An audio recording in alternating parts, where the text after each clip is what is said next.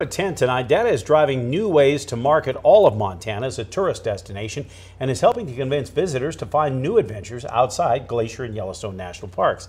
And that's changing not only Montana's tourist industry for now, but for years to come. In years gone by, the main challenge of tourism marketing in Montana was to get people to drive all the way to Big Sky Country. And that meant marketing our two national parks as once-in-a-lifetime trips.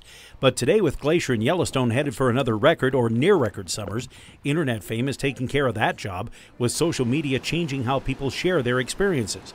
Those trends, along with extremely detailed data, are allowing the Montana Office of Tourism and Business Development to focus more marketing efforts on the state's less-known attractions and adventures, the kinds of trips people are looking for. It's distributing people across the state. We're also able to target people with different interests, such as like if it's a non-family traveler, we know that they will have more flexibility to come in the fall. So we'll target to them and say, come to the parks, but come a different time of year.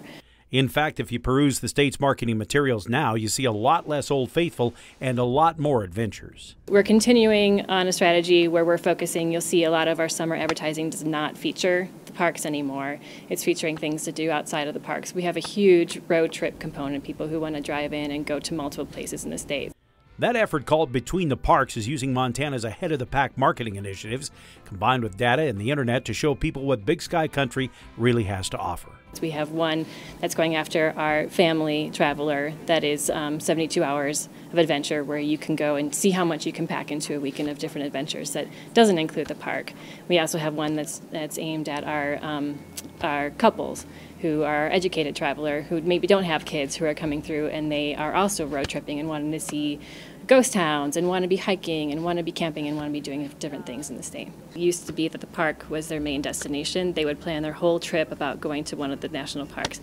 Now it's just a component of their trip where they'll go into the park for a day and then they'll go around and explore other parts of the state for the rest of their trip.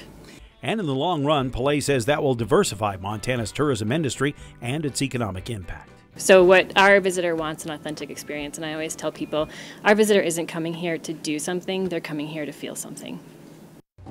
Even though the parks are crowded again this summer, the state says people aren't complaining enough to avoid visiting Glacier and Yellowstone altogether. Those are still big destinations. That's and always true. Will be. But having a staycation, even for locals, is a wonderful way to have a great I vacation. actually have done that this summer, like get out and find other places, and it's a lot of fun. It really is. Well, still